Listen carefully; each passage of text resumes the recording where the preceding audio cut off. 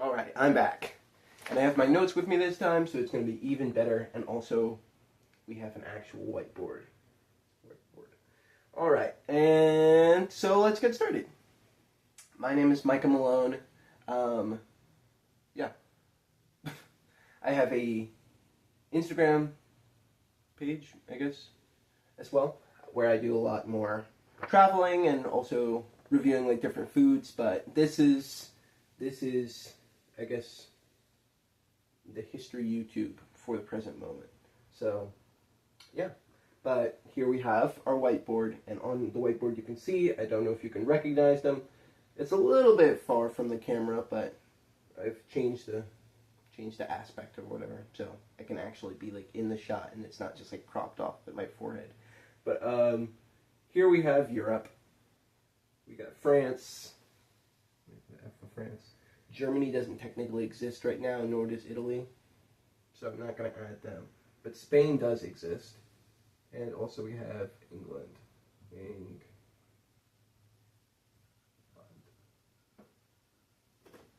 And then also like some of the Scandinavian countries as well exist. Sweden, I think, exists right now. I don't remember if Norway does, but Sweden definitely does, because they play a part in what we're about to talk about. But yeah, and then over here on the American side, we have Canada. I didn't have time to draw all of Canada, so it's just a little bit of a blob there.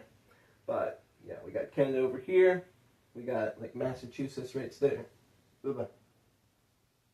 Goodness. Massachusetts, what? Forget it. We have that right there. We have Virginia down over here, South Carolina, North Carolina, and special Florida. Why is Florida special? Because I live there, and it's wonderful.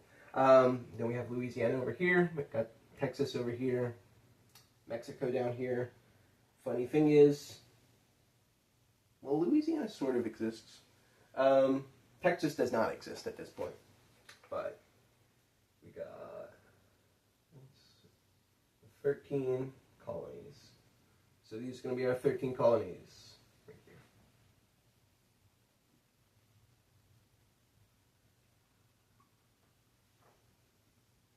So we got the 13 colonies right here, and we got Canada up here, and right here at this dot is where we have Pittsburgh.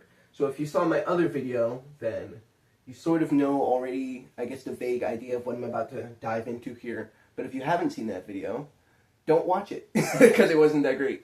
But, I mean, you can watch it if you'd like, but this one's going to be better, because I have my notes with me, and I also have a whiteboard, dry erase board thing here. So, we're going to be talking today about the French and Indian War, more or less.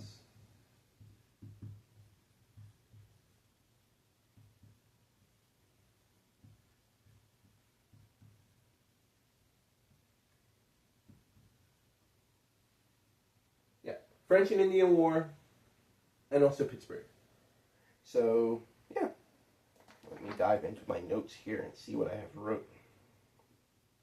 So, before the Pittsburgh Steelers, and before the factories and everything, there was nothing, except for woods and mountains. And that was what came to be known as Pittsburgh. And so, here's the setting at least. So, multiple different powers. We got England, we got Spain, mostly down here, but also they went further south into South America. And then we also have France. France is kind of weird because they tried to go to Florida at one point, and then that essentially didn't work because the Spanish got to them first. And so the Spanish took out the French that were there. And the French went to a couple other places that I don't remember off the top of my head, but long story short, the French eventually ended up deciding on Canada, and so that's where they went as their little space. Which is kind of funny, because theoretically it should be the English that went to Canada, because they're more closely aligned with it, I guess. And the French should come to the area that became the 13 colonies. But that's not how it played out, and so that's how, I guess this is how it played out. But these three powers are the primary, like, main powers that have control over what we now know is the continental United States and like the North America and South American areas now. So Spain they have a pretty good influence on the South of America, but like mostly they're just there looking for gold primarily, and just like things like that, and just establishing like a few colonies here and there to help with the extraction of gold and different resources from the South of America. But the English, or excuse me, the French as well, they're sort of just up here primarily. They're trying to turn it into a colony, but they can't really do that in Canada because it's mostly too cold for it, and then also just the French like economic system doesn't really allow for them to do that sort of thing. But the English are probably in the best position because they have like the best climate, because it's like the in between of like the cold of Canada and the hot of the South. So they have the best climate. They have like some of the best like the best terrain, you could say, because like some of these areas have like really like deep like port systems, I guess, or whatever you might call it. Like, I know like in Virginia specifically, like they had like a really good like with the Chesapeake Bay and everything, and like they have like a lot of opportunity to like front their navy from there, and that's England's main thing for like forever, really. Not really as much anymore because they're not taking good care of it, but that's their whole thing about having a navy and like fronting naval power across the world. But so that's the main idea here. I'm gonna see if I can like try and rely on these notes, but at the same time, I kind of want to just like diverge from them and just like go with the flow. So I might just do that and then just lean back on the notes if I need them. But so more or less, this is what's going on. This is the whole like power struggle that we have here. I need to go and check something really quick. I'm gonna make sure that you can see, I guess, the bottom of my map that I have. Okay, you can see it. I'll just have to move out the way. All right. So,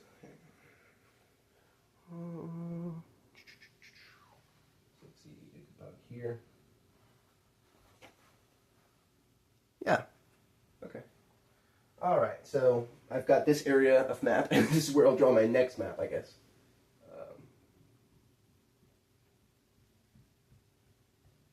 Dotted line. All right. So yeah. And moving straight along from that, I'm going to draw my second map here for us, and that is going to be our Pittsburgh map. Let me see if I can. Let me come over to this side so you can, I guess, see it a little bit better. So we've got our North River here, and the North Shore, and then we got our big Ohio River here, and then we've got our smaller river here. And let me draw a little fort. Hopefully this time it's better than the other video.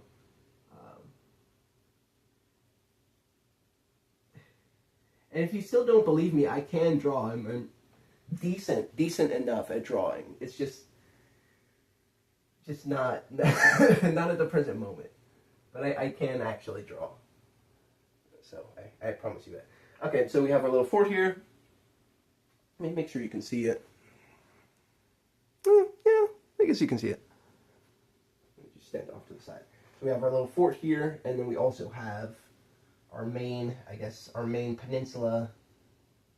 Peninsula is the correct word for it. Our main peninsula of Pittsburgh here. And so we got like hills over here in the back. This is smart. I didn't do this with the other map. I'll draw some of the terrain, I guess. And we got like, I don't know how I'm going to communicate, like, so I'm putting mountains right here, but it's not actually this, like, there aren't, like, giant mountains that you can see from the South Shore. It's mostly just, like, it's mostly a ridge. It's mostly a ridge going up from the river here. There's about this much space in between, and so, like, nowadays they have, like, these little tram car, train-looking things that, there's like 3 of them on the South Shore, at least that I know about. But they can transport you from the river's edge all the way up to like the top of this cliff mountain range here thing. And you'll never guess what the mountain is called. And I'm gonna put it right here and hope that I don't forget about it. So, I'll just let you know now. The mountain is called, wait for it, Mount Washington. So This is called Mount Washington here. Washington. And so that's right there. And you'll never guess why it's called Mount Washington. And we'll discuss that later. So, yeah. So there's this mountain here. It's not multiple mountains. It's more just like one collective, like, flat-topped mountain. And it's like a ridge going up to the mountain from, so say my arm is like the river. And so it'd be like a little bit of space here, like along the river's edge that's pretty flat. I wonder if they flattened it. But, yeah. But there's the river, and then a little bit of flat space, and then it goes straight up, like up the side of the Mount Washington here. So that's how the whole geography looks pretty much there. I'm not too familiar with what the geography looks like on the North Shore, because I never visited there when I was there. That time I visited Pittsburgh, I didn't get to the North Shore at all. But I'm guessing that they flattened that as well. But I'd imagine that it had mountains, or at least was heavily wooded. So I'll just put some little trees here. The one thing I can tell you about this area is there was definitely more trees and more woods now. More woods and trees then than there are now. So that's there. And then presently the city of Pittsburgh is like all of this. So they had to flatten a lot of it and like extract some of the like stuff from over there. But that's what we're doing. And so meanwhile, back to our original top drawing here. So when the French came into Canada, they were more or less just chilling in this area, trying to extract some of the, I guess, the resources you might say from there. But mostly what they're doing is just like they're sending out like these like expeditionary forces, but they're not exactly tied to the French per se. So it's just like these like random guys that are out there, and they're like essentially being like Bear Grylls in the woods, and they're like hunting and like trapping and catching animals and sending like they're catching the animals and like skinning the animals and sending the furs back to France and like other countries. And so it becomes like a high ticket item sort of thing, where it's like, oh, you're high in status if you're wearing a beaver hat at all, or like a raccoon hat or something, or things like that. And so that's what the French are doing primarily in Canada. But again, Canada isn't exactly the best place for them, for the French, so they're like spilling down into this area right behind the British colonies. So there's like the British colonies here, and then there's like a little bit of like British frontier space that I'm not too 100% sure about. So let's just do like that. So there's like British frontier space, but the British aren't actually there. It's more so that they just like know about it. So this is going to be like where like the Smoky Mountains are, and like the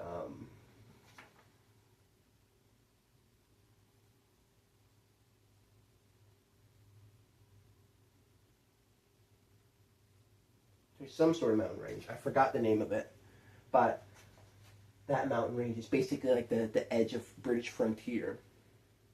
So the British know about this area, but they're not really in there, because mostly what they're doing is turning this 13 colonies area into like a habitable zone. So again, like I don't know if I actually touched on it, but like the British have like the best colonies in the sense of they're actually colonies, and it's not just like the Spanish where they're just in like South America like extracting the gold and like trying to.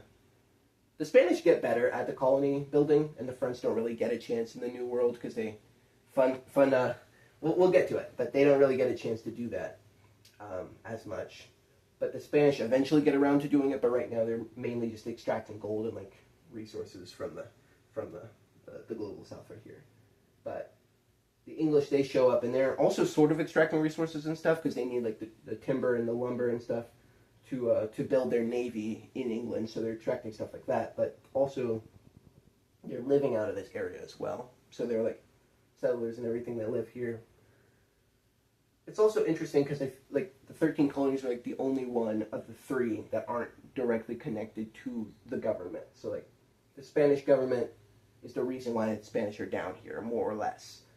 The French government is the reason why the French are up here, more or less. So I guess when the governments get tired, that really does, like, except for the Spanish. The Spanish are kind of different because they sort of got on the whole colony bandwagon, but they did it a little bit later. But yeah, but the English, like the 13 colonies, that was established by people trying to get away from England, but also still sort of be connected to it. And then eventually they become colonies because of a number of different reasons. But so back to our Pittsburgh map. Pittsburgh is like right here. So here we have our little fort. So this is a French fort. Excuse me. Because the French are spilling down from Canada in search of like more animals to trap, as well as more like better terrain from actual Canada. So they've spilt down into this area, and they're coming down into there, and this is what we call, I don't know if they still call it this, but at this time they were calling it the Ohio River Valley. So this area over here, and so we have our Ohio River. And right here, let me step to the other side of my map so you can see it.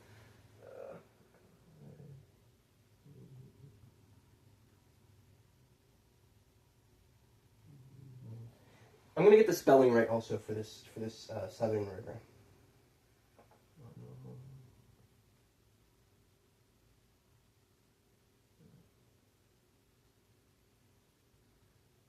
There we go. And we got the spelling right this time. All right, so we got the Allegheny River coming down from the north, the Monongahela River coming up from the south here, and they both feed into the Ohio River right here, which heads out west and eventually becomes part of what we call the Mississippi River that comes all the way down to New Orleans. And so I do believe the French... I have it written down somewhere. Yeah. It's definitely in my school paper that I wrote on this whole subject. But the French, I do believe they are in this area. Or at least they do come to be in this area after the French and Indian War. And so that leads into how we know of the Louisiana Territory and everything that was like, everything that was west of British turf and the 13 colonies that become the United States. All right, so yeah, so the French are spilling down into this area. They have better access to the waterways and everything there because now they have access to the Mississippi River through this Pittsburgh area, and so they established this fort. So this fort right here is what they call Fort Duquesne.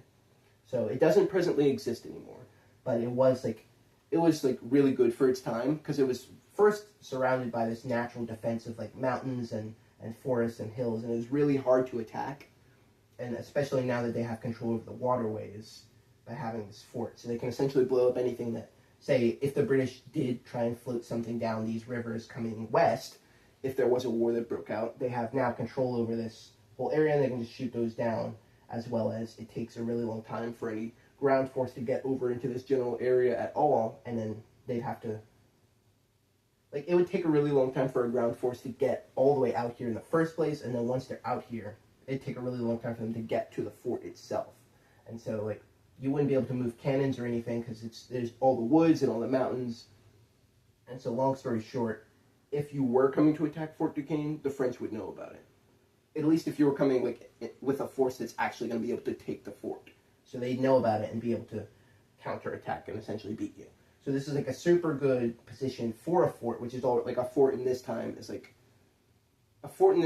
what you'd think of like a tank in like World War I. Yeah. Tanks were like new tech in World War I, and no one really had them for a little bit.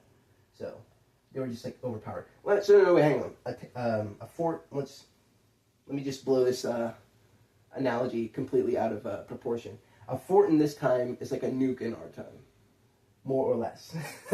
So if you have a fort, like, there's not really much that can be done against you, but there is stuff that can be done against you, but the conditions have to be just right for it.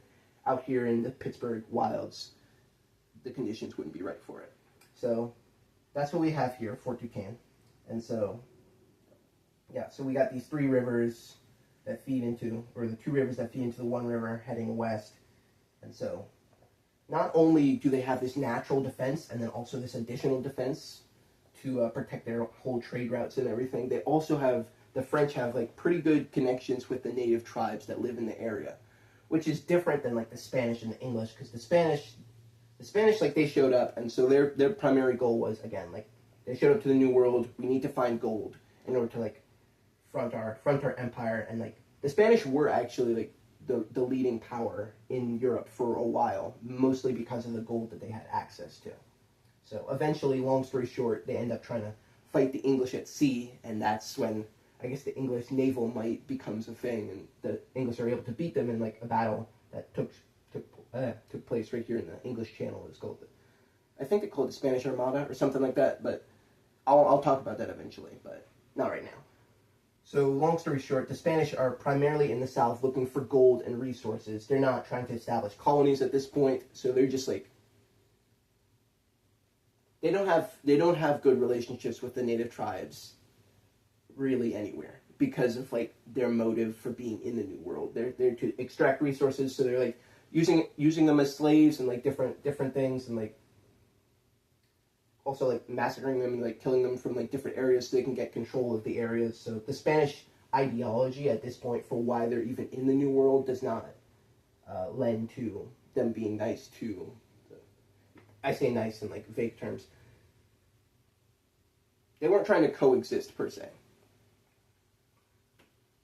The English sort of are trying to coexist, but at the same time they're also doing like they also have a similar ideology to the Spanish, so like they're also trying to like force the tribes out. They're not doing as like much like massacring, and like I don't believe they did any enslavement of the native tribes because like the whole African slave trade was going on at this point. So anyway, so they're not like the English have better relationships with the native tribes, but it's by no means good because of also their ideology for why they're in the New World as well. They're trying to like colonize. It's kind of weird because it's like two ideologies at the same time, because we have like the colonists that already are here, and so they're also trying to expand and like make this a livable area, but then also the English are showing up sort of more or less bolstering the aims of the colonists. I'm just gonna go off on a little tangent here. That comes like after the American Revolution. That becomes like a completely different, like flipped on its head type of goal, because more or less the English end up in a similar position to where the French are presently in their relationship with the native tribes, where it's by no means bad. It's not 100% good either, but it's much better than it is at the present moment, because the English are essentially just backing whatever the colonists are doing. The colonists are trying to expand and make this area livable for them. So anyways, the English end up taking the sort of French role once everything here in the French and Indian War ends up slowing down. But the French, they're like, part of it I think is like maybe also because they're not able to really do anything in Canada, and then also with their own economy and the way that's all operating, they can't do a colony type situation. Like they don't have enough like resources or like manpower to do what the Spanish are doing in the South, where they're just extracting resources. Also, there's not too many resources that they know about or need in Canada at this time. So, in addition to the fact that it's not exactly the best climate for them, so they're sort of kind of on the back foot, and so that might have something to do with it, or that might just be like the French ideology around the New World just might have been completely different to say the English or the Spanish. But long story short, the French have a relatively good relationship with most of the native tribes in Canada, and most of the native tribes as they're coming down into this Ohio River Valley area. So keep that in mind. That contributes to why it's called the French and Indian War, not just the French War. So that's all playing out, and then so like over here, essentially, so if Fort Duquesne ever came under attack in the first place, which is highly unlikely because of the natural defense of the terrain and the defense of the fort, they can just call upon the native tribes in the area, and they will come to their aid, because essentially they're working in tandem to do like some of the fur trading and everything, because they weren't. The French were doing the fur trading in such a way that they weren't like decimating the animals in the regions, really. So, and then also a lot of the time they're working with the Native Americans to do the fur trading at all in the first place. So, yeah, they have a pretty good relationship, and so that's why it's the French Indian War, not just the French War. So, fun thing about colonies is the colonies are simply an extension of the powers that are running them until they rebel, or something like that. Like, until the 13 colonies become the U.S. in the American Revolution, they're really just an extension of England and whatever England's got going on at the time. So if England entered into a war, then essentially the colonies, they wouldn't be like conscripted, like the British wouldn't be sending over men to conscript the colonial men, ideally, into that situation, but they definitely would be like taxing the colonies to help fund the war effort, and then also just like getting resources from the colonies in order to fund the war effort. So that goes the same for England, France, Spain, and most of the other like European powers, and like that'll come along eventually. Most of them don't really exist at this point, but a colony is an extension of the power. So if anything, if a war broke out in Europe, these colonies would essentially be roped into that war, and that's what happened. So the 7 Years' War, it's kind of funny, 7 year, oh.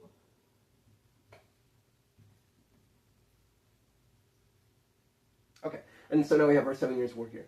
So the 7 Years' War and French and Indian War are the same conflict, but we don't call it that here in what becomes the U.S. We know it as the French and Indian War because that's the aspect of the war that we were fighting. In Europe, this is called the 7 Years' War. Sweden's involved. I don't remember what they do, but Sweden does something, and so they're involved a little bit. But it was like bigger and had like its own empire. I think they were in charge of Denmark at that. I think Denmark was like a colony of Sweden, but I'm not 100% sure on that. But so the 7 Years' War rings out over in the European continent. They're all fighting, and that means their colonies are fighting as well. So by this point, the French have already established Fort Duquesne, and so the colonial, I guess, government is aware that the French are out there in the wilderness, and so they essentially get orders from England. You're good to go and like go out into the wilderness and destroy this fort, so it doesn't become like a thorn in your side and by extension our side.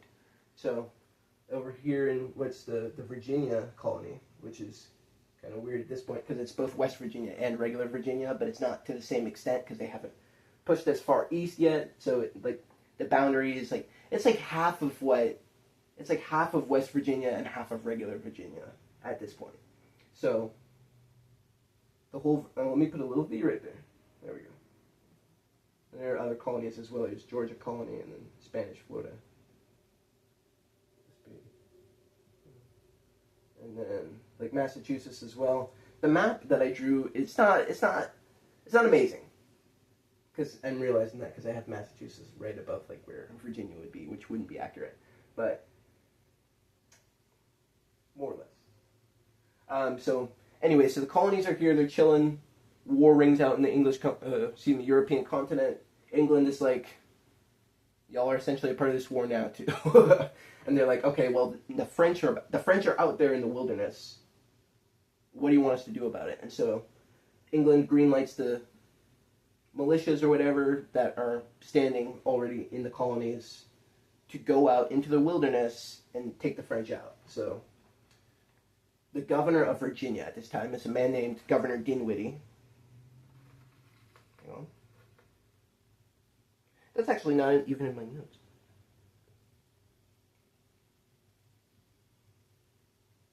I don't know why I don't have that in my notes, but I did confirm it from the last video that I did on this. Yeah, but this guy, his name's Governor Dinwiddie. He's like, we need to dispatch a coalition to take the French out. And so he's like, we're sending you. And who did he send? He sent Washington.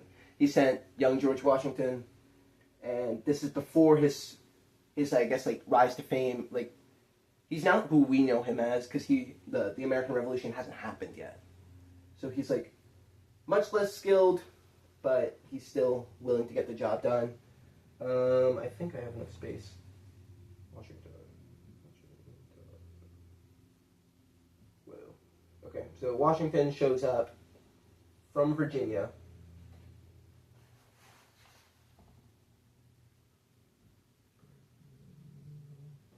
Yeah, so he shows up with his coalition, you might say, from Virginia to take out the French. And so the militia, they show up to do that and they lose drastically.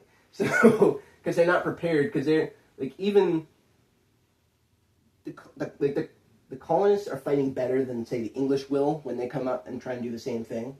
But even then, like, the colonists are, like, they're still, like, doing like large formations and like marching and everything, and like they're not prepared for the battle strategies that the French have learned from the native tribes to deal with the wilds of this whole area here. So the French and the native tribes, they're like hiding in the woods and like firing at the militias and everything.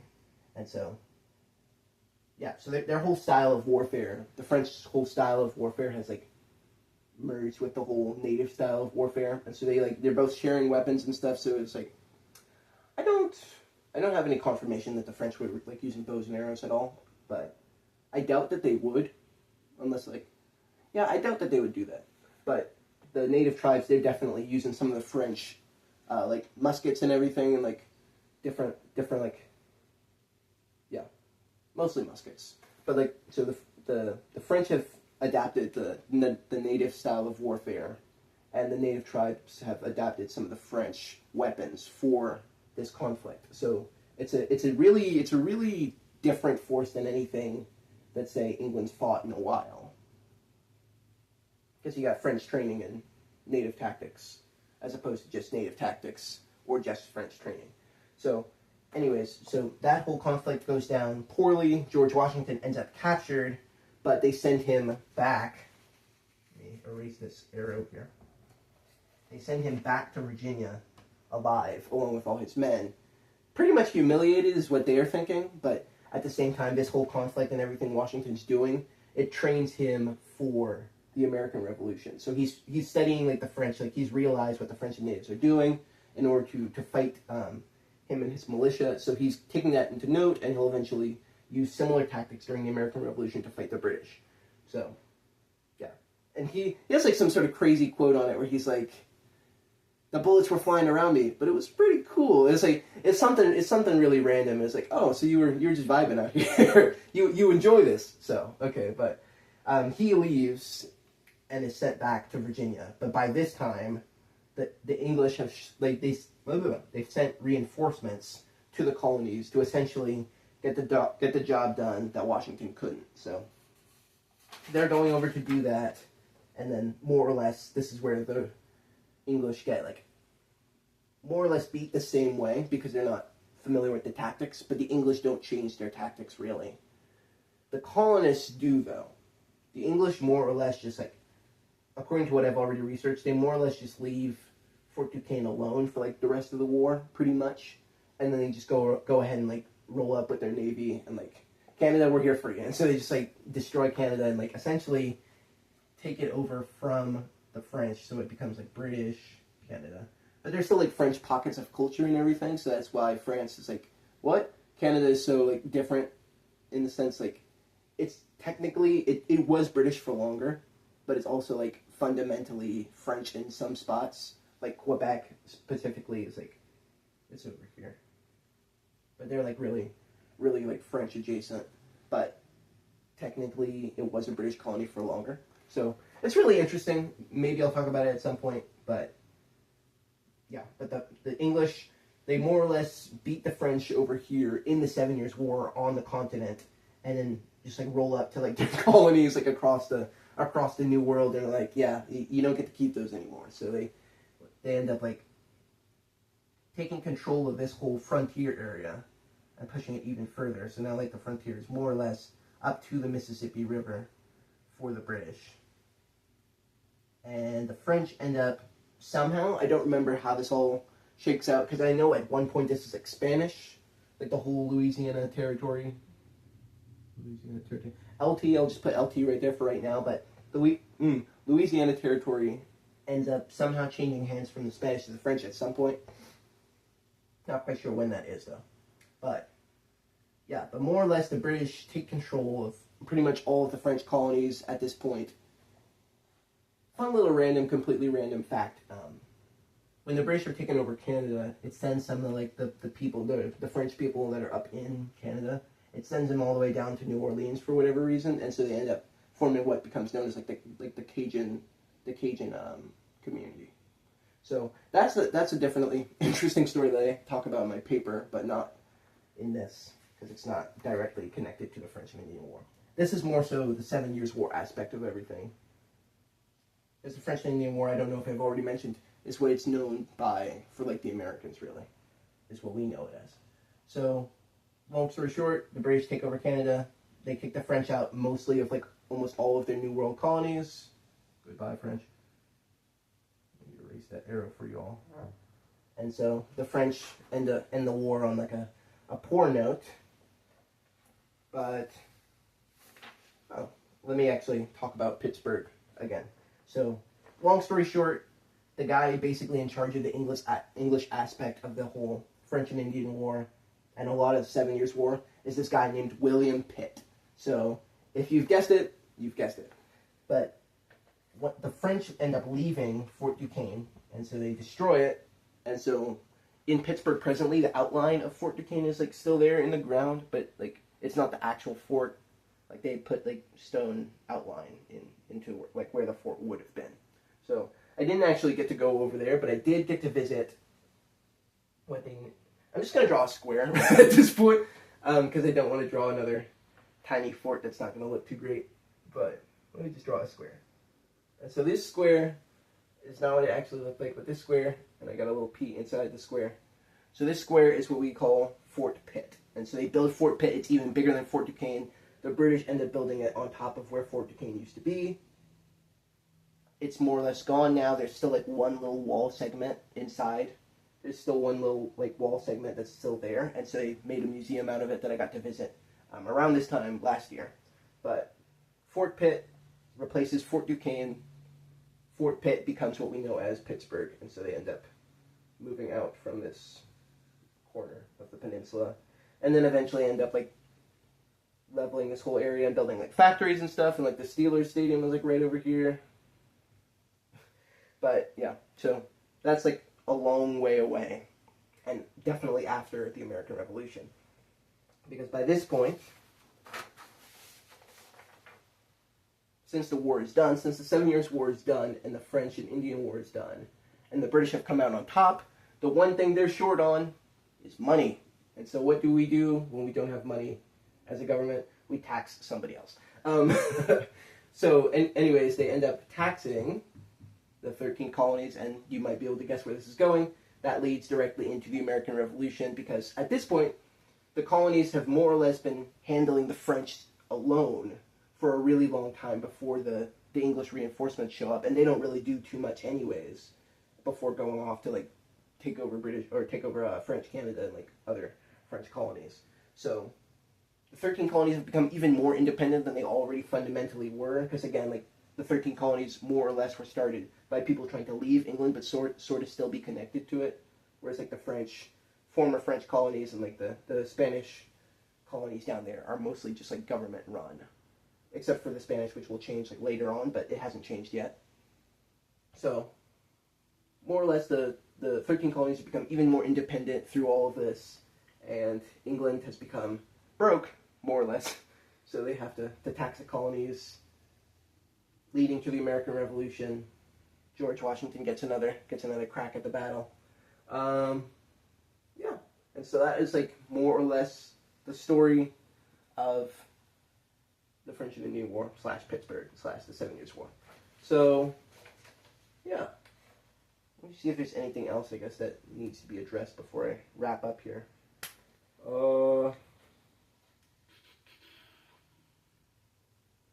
Yeah. Oh, I don't know if I said it, but this whole area that used to be the British frontier, it expands further out, and then yeah, it expands further out. The British end up with a different situation with the natives at this point. This is sort of really when the colonies and England's relationship with the native tribes diverges a little bit, where the English state end up in a situation sort of like the French, where they're sort of like aligned with the native tribes, but not as much as the French when they were there. Because again, the British aim is like to more or less do what the colonies are doing and like expand and like build something else. So, but they do have a better relationship with the native tribes than say the colonists do. So they are able to call in some of the native tribes during the American Revolution to help fight the colonies a little bit, not too much though. But so that happens. This becomes the new British frontier. England is broke. We still have Sweden over there. yeah, that's pretty much what happens. Yeah. Well, thank you for listening to me yap about the French and Indian War and 7 Years' War and Pittsburgh a little bit. There's more videos coming. I'm gonna read some of my old like junior year of high school papers. So that shouldn't be too bad, but we'll see. We'll see. Yeah. But thanks for hanging out.